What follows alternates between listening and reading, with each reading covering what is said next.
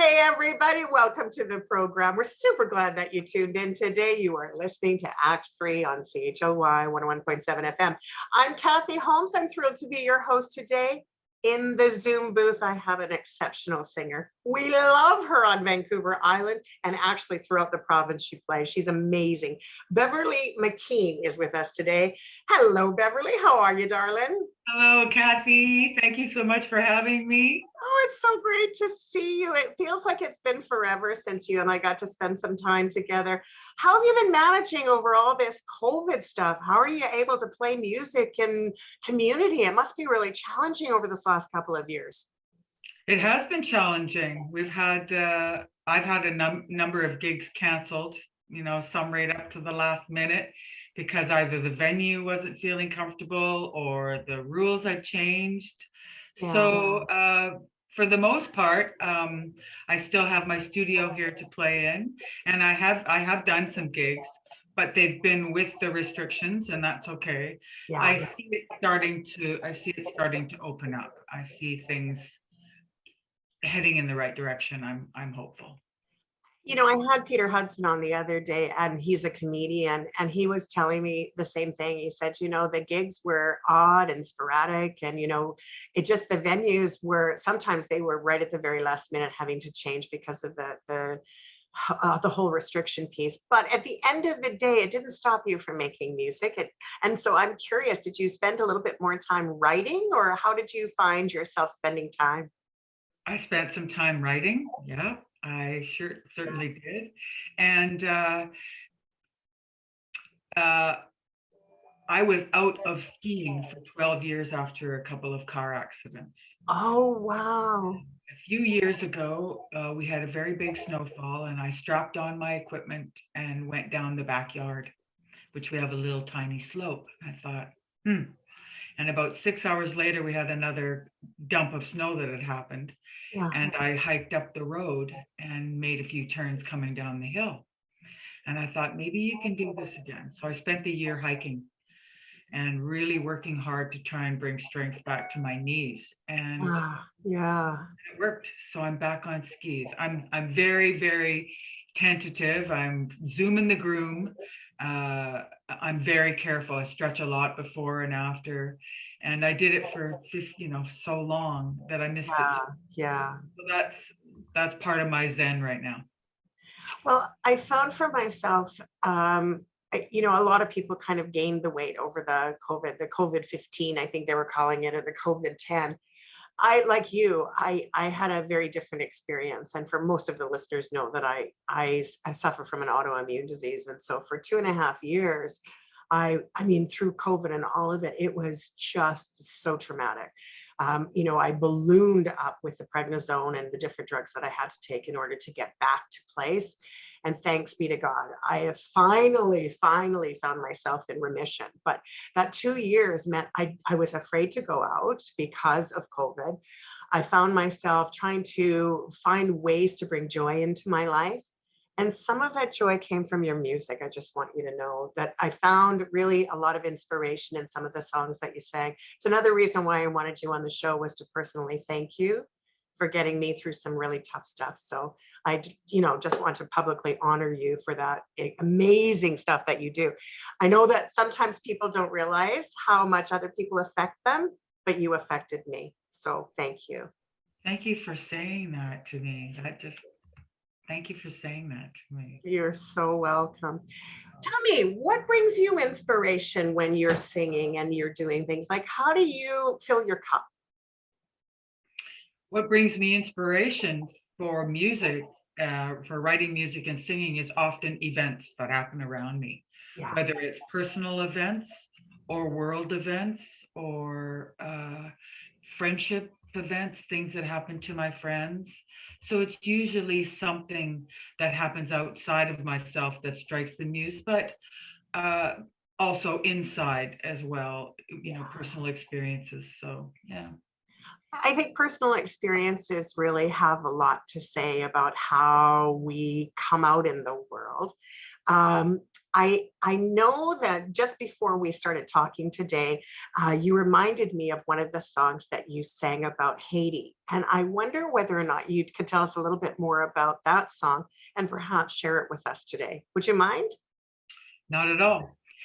I was watching the news, and it was during the recovery of the Haitian earthquake, and there was a reporter who had a microphone, and they were pulling a woman out of the rubble who had been buried for 6 days. Oh my God. And so the reporter said, "Did you think you would live?" As she's coming out on the stretcher, and she said, "Why not?" And I went, "Pfft." And I wrote "Why not" down on a piece of paper, and I wrote the song that night about what I learned about her during that very short interview, and then sort of on it went from there. So My God, I love that. Why not? why not? I That was mean, her spirit. yeah. Spirit kept her alive. Her faith kept her alive. Well, faith can do miraculous things. Yeah. With that, Beverley McKeen, would you mind playing it? This is Why Not.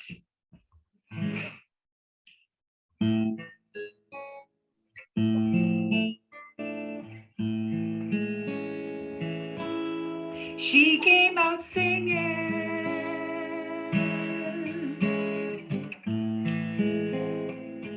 from the darkest hole,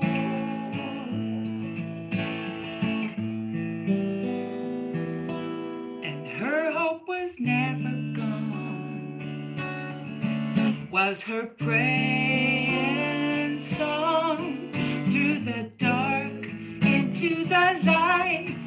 And when asked if she thought she would live, she said, "Why not?"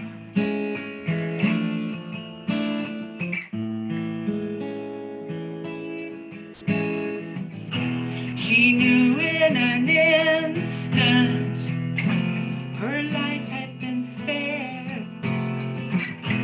Debris as a blanket. Imagine how scared. Her lungs choked in quake dust. Her heart full of fear. In this tomb of entrapment, will they ever find me here? Will they ever find me here?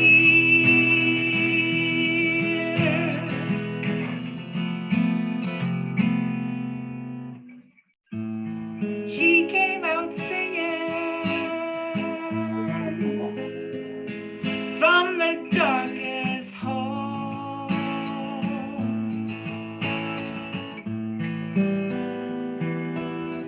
Her hope was never gone, was her praying song through the dark into the light. And when asked if she thought she would live, she said, "Why not?"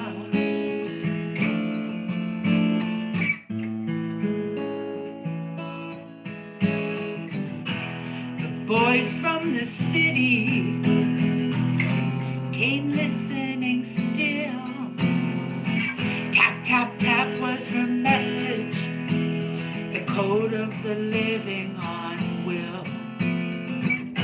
Raw hand shovels, the tools of the brave. Snake a light of technology, and they pulled her from her grave. They pulled her from her grave.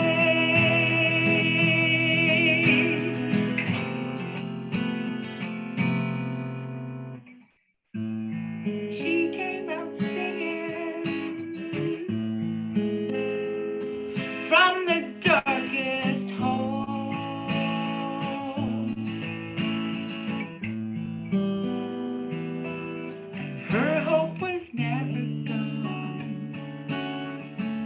was her praying song through the dark into the light. And when asked if she thought she would live, she said, why not? She said, why not? 10 years of recovery, so much to do yet. Rebuild the whole country, forgive all its debt. Construct the schoolyard, the church and the street. It's a nation in crisis as we pull them to their feet. We pull them to their feet.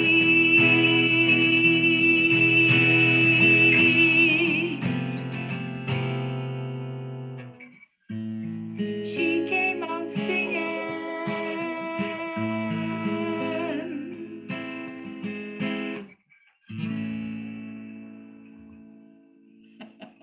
Oh my goodness, oh my goodness, how amazing. I have more motivation to rise from the ashes than I've ever had a day in my life. Thank you so much for that. What a wonderful song, my gosh. Thank you, How, Ben. how long did it take you to put it together? Not very long. Really? Sometimes they come like that. Well, because I knew that she'd been buried for 6 days. I knew that she was tapping. Yep. I knew that they had taken a light and snaked it in, and then they could see her. Yeah. But then they didn't know how they could get in there, and they were actually digging with their hands to get, so raw hand shovels. Yeah, yeah. My God. From the city came, and the boys from the big city. And then the last one was that they had to rebuild the whole country. Yeah. But the main thing is she was singing as she was laying on this gurney. Her face was absolutely covered in cake dust. I mean, this is a black woman, and her face is white with cake dust. And she's like, she's so happy that she's alive, and because 6 days without food and water is a long time. Yeah. I mean, I'd love to meet her. I would love to meet that woman. I'd like to go there actually, and because Haiti is still in trouble. They have not come out of that. They still have 250,000 people in tent cities. So no, and it's been like that for as long as I can remember, probably 30 years.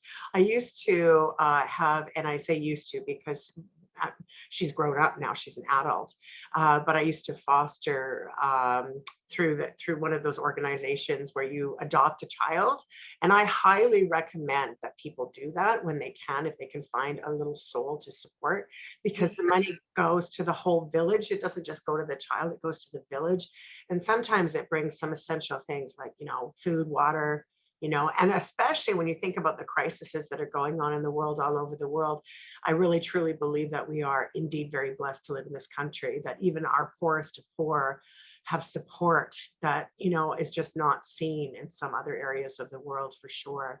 You've got that right. Yeah, yeah. And even, go ahead. Good for you that you do. Do. I know that millions of people do it.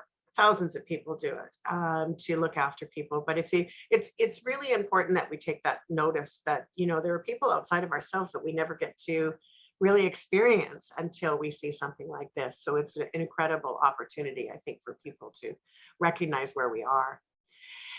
So yeah, so in your experience with singing, have you had favorite venues on the island that you like to play in, or are you happy to be in a house or anywhere you can play? Like what's an ultimate place for you to play?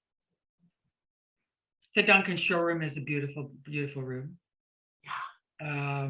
I had the privilege of singing in the theater here years ago. Yeah, beautiful. Choir.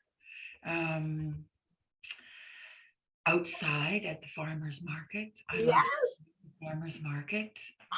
I can't wait till the farmers markets are ready again. Oh my gosh. I know that some of them didn't really close. I think there's one here that we have up at I get Bowen Park and Bevan Park wrong all the time, but Bevan Park, I believe.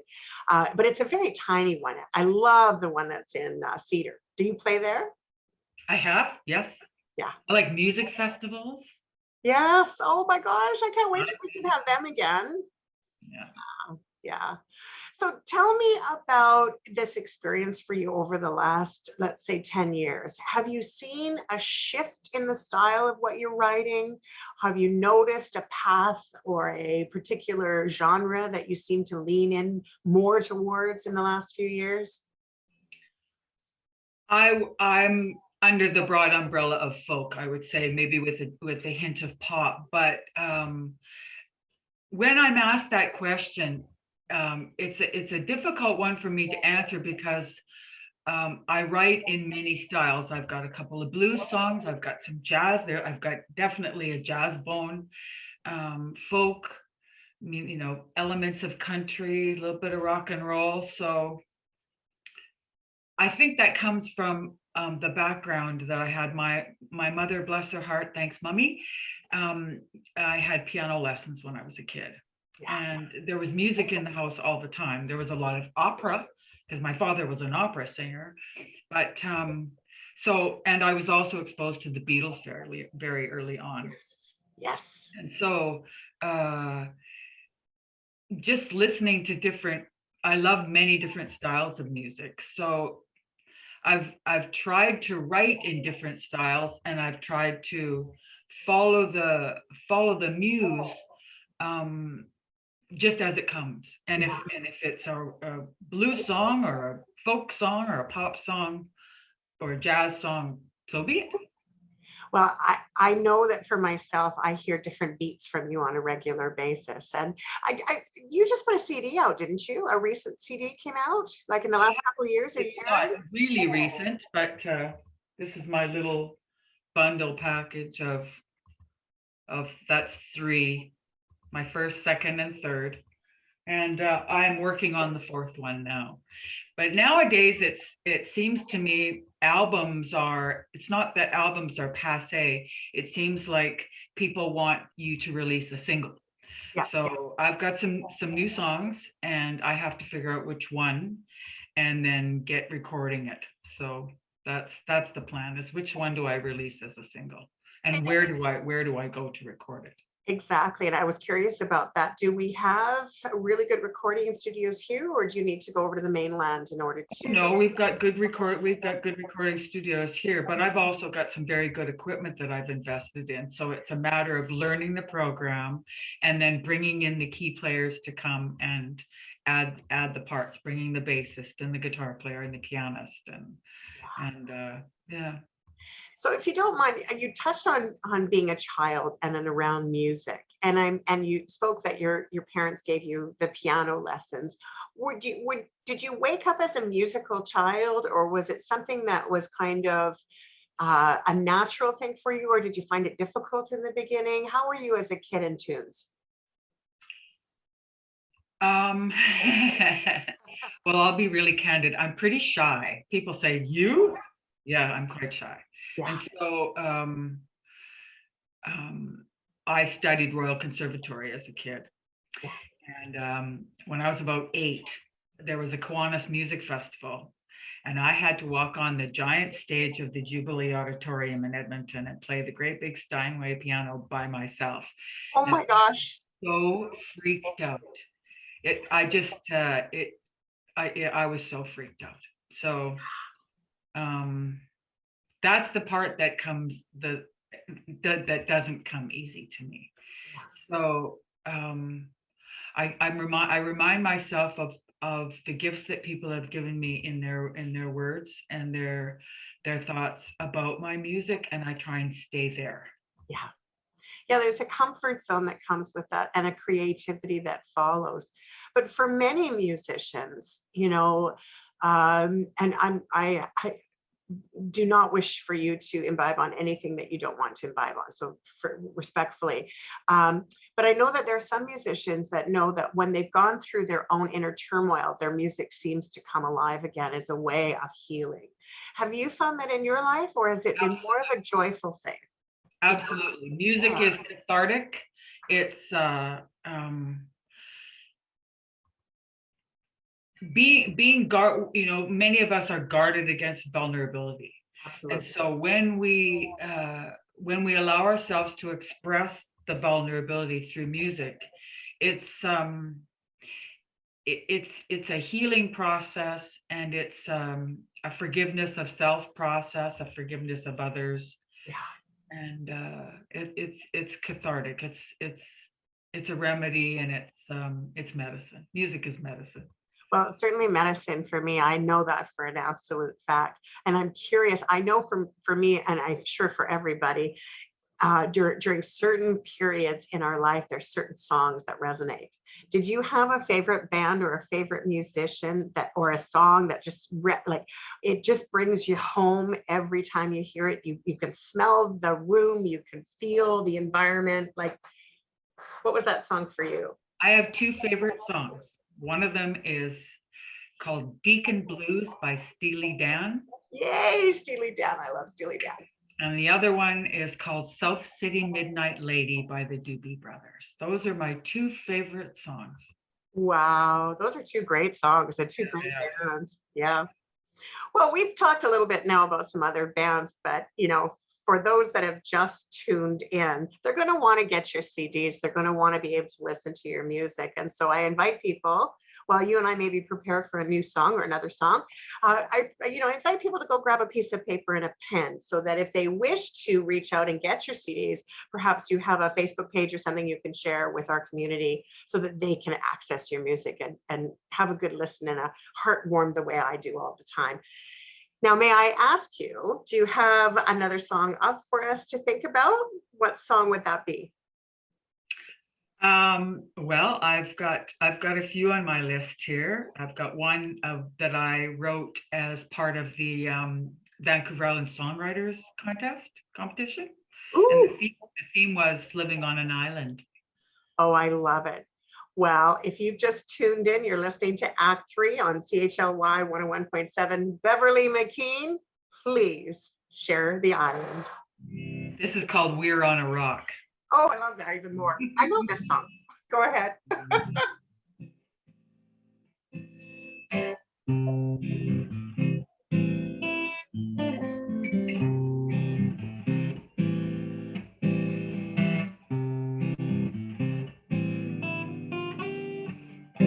It's a different kind of life we know, living on an island. Not as easy to come or go, but that just suits us fine. Wanna leave, might have to take a boat, spend some money keeping ferries afloat. On an island, Vancouver Island, we're on a rock. We're on a rock of our own. On an island, Salt Spring Island, we're on a rock. We're on a rock of our own. I love my island geography, mountain, river, ocean, lake. I'm here to tell you what it means to me, a wilderness at stake. We gotta plant a few more million trees, leave some habitat for birds and bees. On an island, Vancouver Island, we're on a rock. We're on a rock of our own. On an island, Quadra Island, we're on a rock. We're on a rock of our own.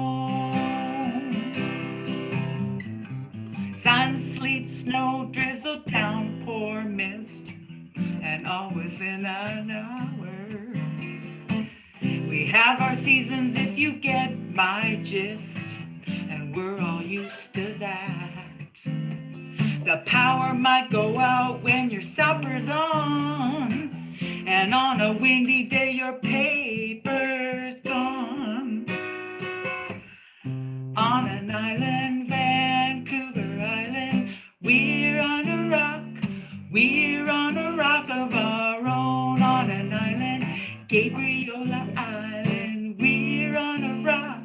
We're on a rock of our own, on an island, Pender Island, on an island, Galliano Island, on an island, Danman Island, on an island, Hornby Island, on an island, Bowen Island, on an island, Texada Island, on an island, Main Island, on an island, Cooper Island, on an island, Cortez Island.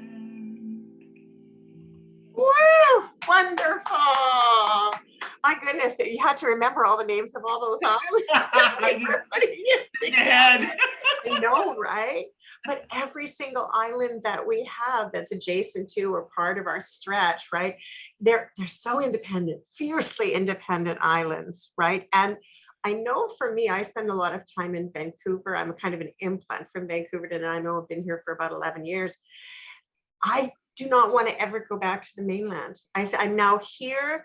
Longest traffic is 10 minutes. And I think on Salt Spring Island, it might be 3, right? Like there's no major stress like there is on the mainland.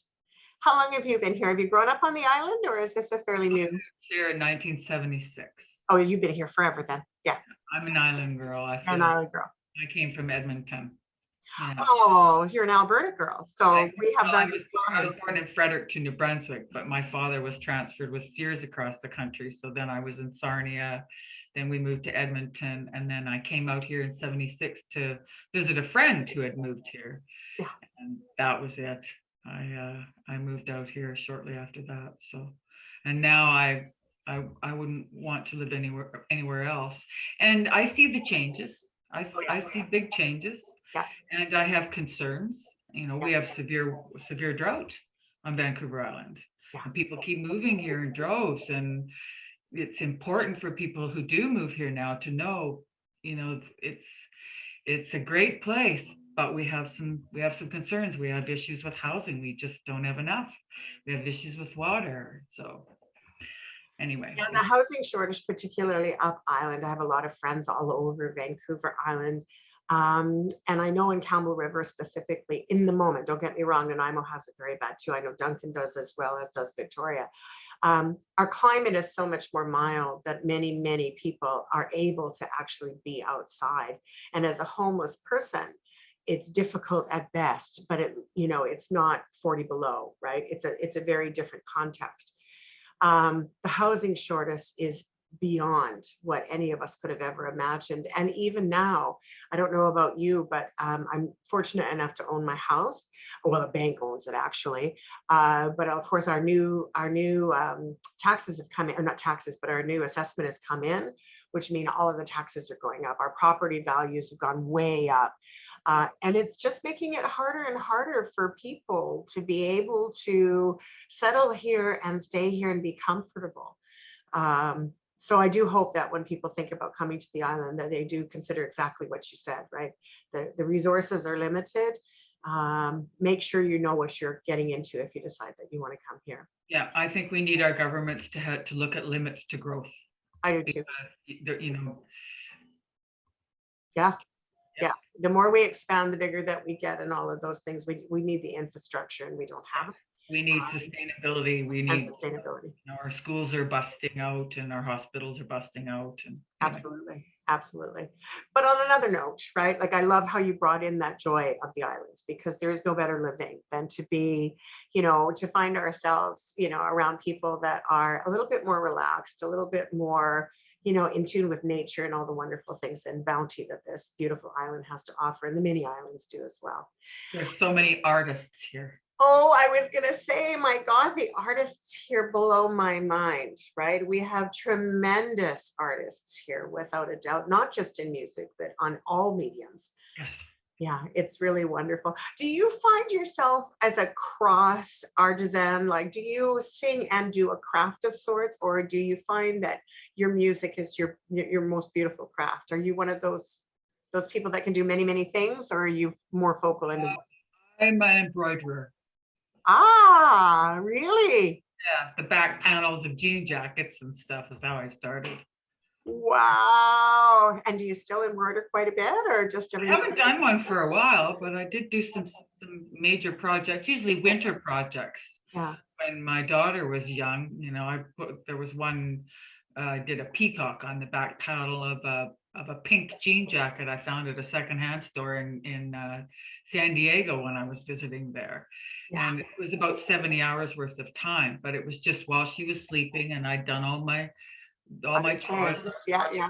and I were listening, and I could just, yeah. And I love gardening and growing plants. I'm pretty good at growing plants. So I'm really, really good at growing weeds. I was thinking that spring is on its way. I can feel it. I know it's coming. I have the most beautiful, beautiful, beautiful front dandelion garden that you have ever seen in your life. But they're important.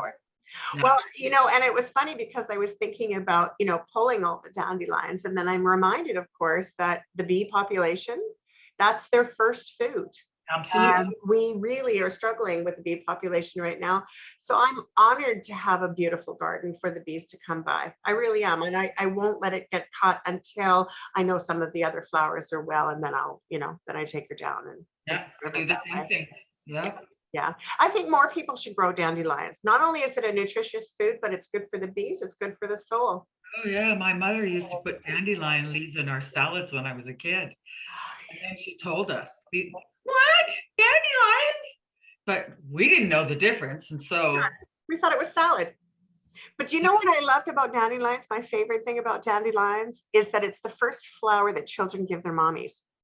Yes. Right? So, and then the ones that are round, that are the little gray ones, I call them wishing flowers. I think lots of people do.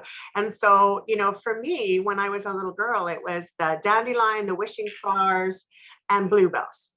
Right? I'm writing that down because that's the first flowers that a child gives their mother is a dandelion. It's the truth. There's a song in that. Oh, well, please make sure you tune me in as soon as you've written it, because I definitely want to be a part of that. I want to air it on the show for sure. Let me just see. Well, that's just such a sweet notion. It's such a sweet notion. And, that brings me right back to presenting one to my mother, having my daughter present one to me. You're absolutely right. That's bang on, the first flowers. The very first flower. And I know for myself, my mother, we lived in an apartment growing up. And we didn't have the access to all the pretty flowers and roses and things like that. So on my way home from school, I would pinch them. And I remember one day, I was probably, I don't know, maybe 6 years old if I was 6. And I wanted to buy my mother a Mother's Day present.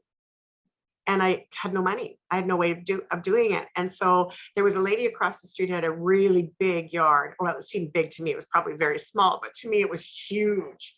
And for 25 cents, she let me earn 25 cents by weeding her front garden. It took me hours to weed it. At 6 years old, I was pulling these little weeds so that I could bring home the 25 cents. And at that time, I bought some Coty perfume or something. It was very small little perfume jar for my mother that I bought from my earned money from being in the garden. Yeah, she kept it until she passed away. My mother died in 2002, and when I cleaned out her house, that little bottle of perfume was still there. Wow. It's the stuff that we do. I loved being a mom.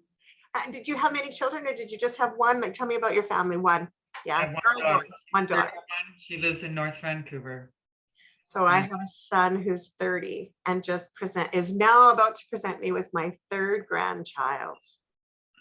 Cool. I know. I married into grandkids. Oh, lucky you. I married in 2018, and my husband has 6 grandchildren. One of them lives in Berlin with his adopted son, but the other 5 are here on the island, and I love them all very much. They call me Nana B. Oh, I love it. I love it. I love it. I love it. I love it. I love it. Are yours close by? No, mine live in Fort McMurray. So it's really far. I spent, and of course with COVID and with my illness, I was not allowed to fly. Whether we had had COVID or not, I wasn't allowed to fly. And so the doctor gave me permission to fly just before Christmas, and my ticket was booked. I was like, I don't care, man. I'll wear 16 masks. I'm hugging that, because I hadn't met my granddaughter yet. My grandson I'd met. When he was born, I had come back from Costa Rica a couple of years before. Came home from Costa Rica. He was born while I was in Costa Rica, packing up my stuff to come back to Vancouver. So I got back, I unpacked, the swimsuit and packed up the warmer stuff. And I flew, at that time they were in Stony Plain. So I flew to Edmonton and drove to Stony Plain and and it was a 24-hour whirlwind trip, right? But I've got baby in hand. Oh, wow. But then when my granddaughter was born, it just I wasn't allowed to go. And it was like, my kids are so wonderful. They kept doing Zoom and, all these things so that I could see the baby, and they still do. But it was just so hard for me not to touch. Absolutely. And smell, right? And now my daughter-in-law is pregnant with our third grandchild and is due in May. And I'm already preparing to get on a plane. Like, done. Absolutely. Do when you're thinking about some of your songs, do children inspire you as well, or like? Yeah. So there's a lightness about them, isn't it? There's an innocence. There's wisdom. Yeah. There's acceptance and unconditional love. There's history. Because we're passing on, not just genetics, but the historical, the first woman knowledge, the first woman, and then so it comes down through the mothers. Yes. I was reading about this the other day. I look forward to when my daughter has a family. She would like to have a family. She's just not ready yet, and good. Don't have kids until you're feeling ready to have kids. I agree. You have it takes takes time, and it's hard work. At times it's not an easy road. Sometimes our kids can road it up. Well, my mom was a single mom. Yeah, mine too. That was the last thing I ever wanted to do, and that's what happened with me. I ended up being a single mother. But I did my best to always support her dad and to never say anything negative about him, and she could go as much as she wanted pretty much to go see him. So she had some good back and forth between us. So I was very fortunate. I grew up without a dad. My mom and dad split when I was 2. And so I never knew him. And my mother she didn't remarry or anything like that. So it was single mother, 3 kids. And I always think of women, to this day, I'm very strong with that, is that I think women who raise kids on their own are mavericks in their own way. They're mavericks in their own time. Because and at the time when you and I were, I'm guessing you and I are similar in ages. When you and I were teenagers and younger, I mean, women, in all fairness, they really didn't divorce their husbands. Like there was one person in my class that was divorced, and I think it was me. You know what I mean? Like, and now it's like 50%, right? It's a whole lot of a different animal. But back then it was very hard. And women didn't have the work that they have today. They didn't have choices the way they do today. And so, we grew up on welfare, and we had to learn how to figure it out. And it was not an easy time. That's for sure. There was a lot of stigma when you and I were younger. I agree with you. There wasn't another kid from a broken family in my home. And or in my class rather, and my mother played both parts because my dad was absent quite a bit of the time, and so he came back into my life when I was 14, and he left when I was 7 and went away, and then he got sober and came back into my life, and I was living with another family at the time for a short bit. And Sandra had long hair as I did, and she answered the door when my dad came, and he looked out, he said, "Bevy?" Oh. And then I came around the corner, and he just burst into tears, because he had missed the he had missed from 10 to 14. He hadn't seen me at all. And so that was the puberty years. Yep. So I went from a girl to a young woman, and it really rocked his socks, man. But anyway. Oh, wow. Yeah, it's amazing what makes us strong, though, in all fairness. I think. Mothers who do the single thing play both roles. Yeah. They do double duty, in my opinion. Yeah. Have you written any songs in regards to growing up and being a mom or any of those things? I wrote one about my daughter years ago. It's on my first album. I don't perform it live. I should. I used to once in a while play it, but since the other two albums have come along, I'm playing from that, and I've learned some very choice cover songs that I like to do, so I mix it up. But yes, I've written one about her. What I'd like to do is write a song for my mom, and it's never come, and it's just not there. And I need to exercise the muse more and try a little harder, because I've got lots of material in my mind about who she is. She's 87 now, and is she still with you? Or she passed on? Yeah, oh, you lucky woman. She's in Edmonton, and she's really struggled with this pandemic, because she's in her own home still, and it's a home and a big yard, and she's still very, very fit, but it's been tough, and I can see it. It's tough on everybody. Yeah, and I'm really starting to see where it's resonating on so many levels, and particularly with our older adult community. It's been very, very hard. My mother passed away in 2002, but I have a mother in love, which is my mother of choice, right? So one of my dear friends who lives back and forth between Gabriola Island and here, she started talking about her daughter as her daughter. It wasn't her blood daughter, it was her daughter in love. And I loved it so much that I stole it. And so it's my mother in love who lives next door. And she just turned 87. And I'm constantly inspired by her gumption and her fortitude. And it's like, the woman now has cancer in 3 places, and you would never know that anything was wrong with her at any level. She is just ultimately so powerful in herself and positive that she's an inspiration to me. And I only pray that I get to be like a hangnail like that, right? Like it will be a great loss when she passes over, for sure. Well, you obviously came together in love as for a reason. Yeah, no, absolutely. You attract people into your life like that. So sorry to interrupt you. I'd really like to attract another song. What do you want? Well, what would you like to share? I'm sure our listeners. You want something with some angst? Oh, yes. Let's go angst.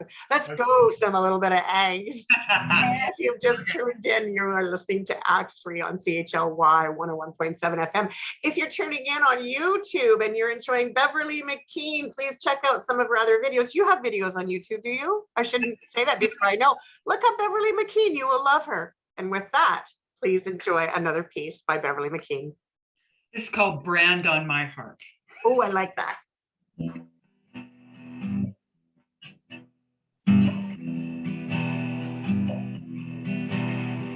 He burned a brand on my heart. He seared a scar on my soul.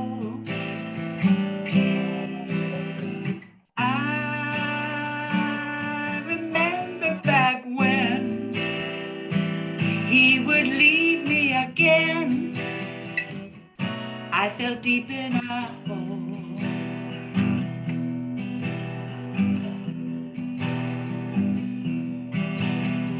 He took so easily, love. He gave his best to the hurt. I remember the pain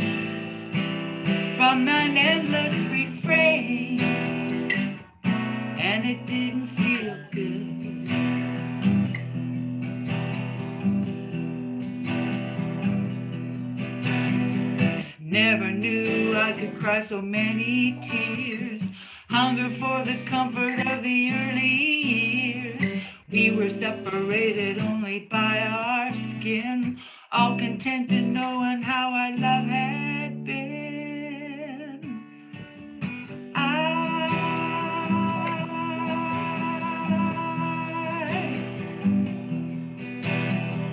He hates the road to it. He doesn't care how I'm doing. Just a remnant in time. He can stop on a dime. Don't go squander your time.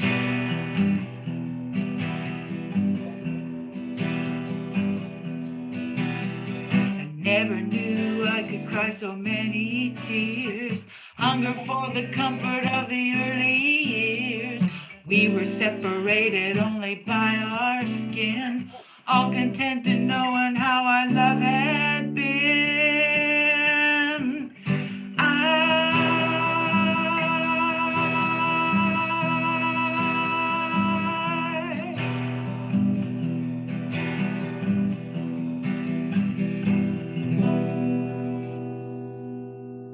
Oh my God, does that resonate for me?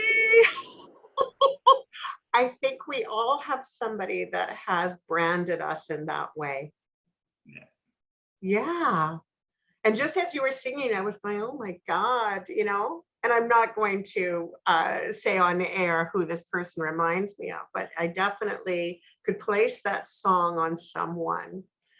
It's amazing to me how that happens in life. Thank you for saying that, because that's the idea about having the courage to share music, and about that being guarded against vulnerability, is that somewhere, along the line, somebody else will hear what I'm saying, and they'll engage with it because it will remind them of something within themselves. So, but I think that's why music resonates for most people anyway, right? It's that part that, like we talked about earlier in the hour, you know, there are songs that come to me that I remember from when I was 10. You know, I remember sitting in front of my makeup mirror, like, you know, as a little girl, learning how to put my makeup on, you know, and having Pink Floyd in the background, right? And listening to different, so my boat's named after Pink Floyd, by the way. I have a boat called Comfortably Numb. And my friend has a boat that also has one. He lives in Florida now. But, you know, to me, it's interesting how we can attach things, right? And so, and I always thought to myself, well, if something ever happened, I mean, COVID was a time for us to be really reflective on our mortality. I think a lot of people were nervous at times, sometimes more than other times of this. And so when I think about it, I think there's a song that really, like if I die, what would I want to hear? Like, not to go morbid or anything, but what would I want sung at my funeral, right? Do you have such a song? yes. Tell me. My daughter and I did it. Deacon Blues, Steely Dan. Oh my gosh, that's incredible. South City Midnight Lady, those two songs. We even wrote it down on a piece of paper and put them in the freezer. Oh my God, that's so wise of you. Hers was Stairway to Heaven, and she's 31, so how timeless is that tune? So anyway. Yeah, absolutely. Mine is Garth Brooks, and it's The River, right? So I don't know if you're familiar with that song or Garth Brooks at all, but it's to me, it's such a timeless song, right? But you know, there's so many others I can think of. So I mean, you know, in fairness, I think I'm going to have a party long before it ever comes time for me to be saying goodbye. I keep saying, if the heavens were to take me at this time of my life, I could go peacefully and with grace, because I feel blessed in so many ways. But I'm not ready yet, so just like back up your bus, right? Like it's like I could still be kicking and screaming, but you know. Yeah. But I live in gratitude. I do my best to live in gratitude, because there's a lot of things that we could be unhappy about and cranky about, but then there's so much more that we can be grateful about. Like you said earlier, where we live, the fact that we have a home, the fact that we have food in our pantry, the fact that we have people who love us and friends, and we have music. And we have music. And in the darkest days, music will bring you strength and life in ways that nothing else can, right? Even I find that in my loneliest days, I'm a terrible singer, and I'm very comfortable with saying that. Like, I really am a terrible singer. I've recently grown attached to a television program actually called I Can See Your Voice, where you have to figure out if somebody's faking singing or not faking it. And it is so hard because some of the characters, like, they come up, like last night's was a butcher and, you know, a princess and, you know, like a whole bunch of different characters, right? An artist.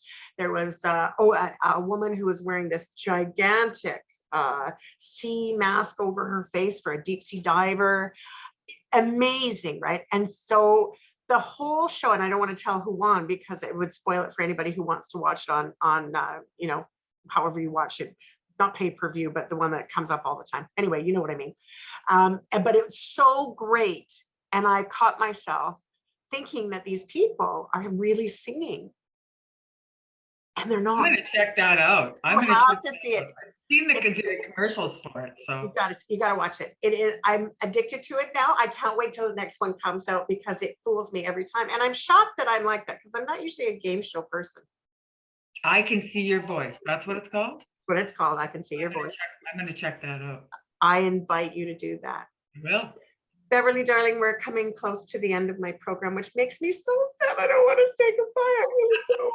But one of the things that I said to the audience before was if they were driving, well, I didn't say driving, but to tell people to go get a piece of paper and a pen to be able to get the information in order to acquire your CDs or listen to your music anywhere. Would you mind sharing how people can reach you? Well, you could email me directly. What's your email? McKeen Beverley Music.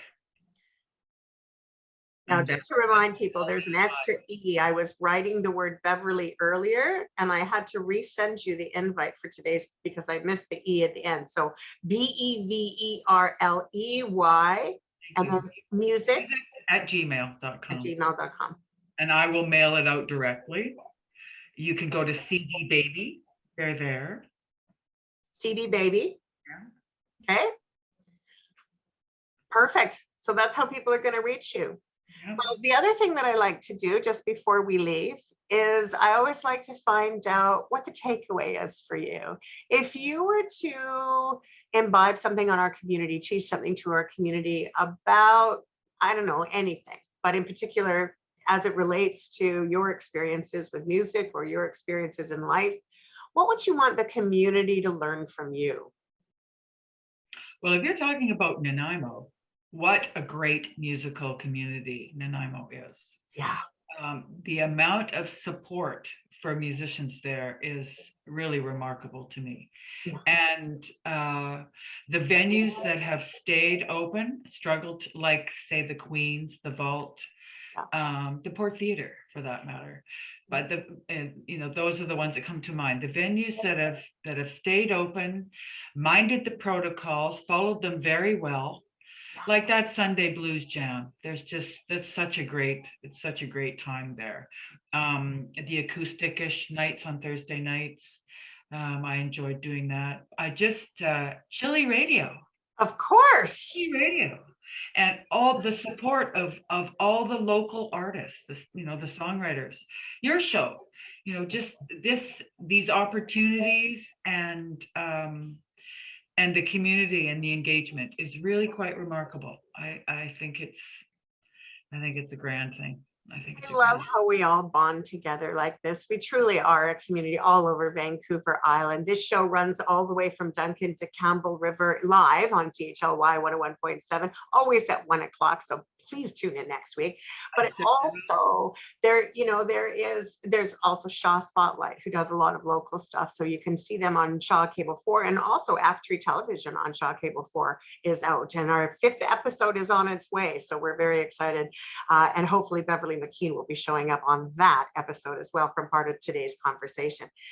Can I tell you about a gig in Nanaimo coming up? I was about to ask you, do you have a gig? Darling, share. Harbourview House Concerts. the Milton Street House Concerts with the Crebas. Oh, I haven't been there. February, Harbourview. February 23rd Okay. at 7:30. It's 421 Milton Street, and the tickets are on sale via Eventbrite. Milton and Eventbrite. Okay, I will put that as well in the comment section for our local people, and we'll leave that up for a little while until the end of the event, and then I'll take it off. But for our listeners, you can certainly tune into the YouTube channel on Act 3. So please make sure you like and subscribe and share. We want to share the wealth. Thank you again for being part of today's program. I'm so delighted that you were here. Thank you. Thank you for your songs, for your wisdom, your kindness, your joy. It's an honor to be with you. Same. Thank you for having me, Kathy. My Thank pleasure. you very much. You're so welcome. See Well, you. well, absolutely, we will. That does it for another episode of Act 3, folks. I'm so glad you tuned in. Please make sure you continue to tune in every Monday at 1 o'clock on CHLY 101.7. And like I already said, you got to listen to some of the other cool stuff that happens on the channel as well, either through Act 3 on YouTube or Act 3 on Shaw Spotlight Cable 4. One more thing that I want to do a little bit of a shout out to. Beverley McKeen is very often playing on Songwriter Circle on Sunday afternoons. So please check CHLY.com and find out when exactly Pam's show is on. It's a long-standing show called Songwriter Circle. Also, please tune in to Wellness Wednesdays. Make sure you have a little listen to Teresa Osman. She's on 1 o'clock on Wednesday. Her and her friends do a fabulous program. So please enjoy that show on Wednesday afternoon. And for all of us here on at CHLY, we're super, super glad you tune in. Please remember, we are community radio, and we really appreciate your contributions. Have yourself a marvelous day, and thanks so much again. Bye for now.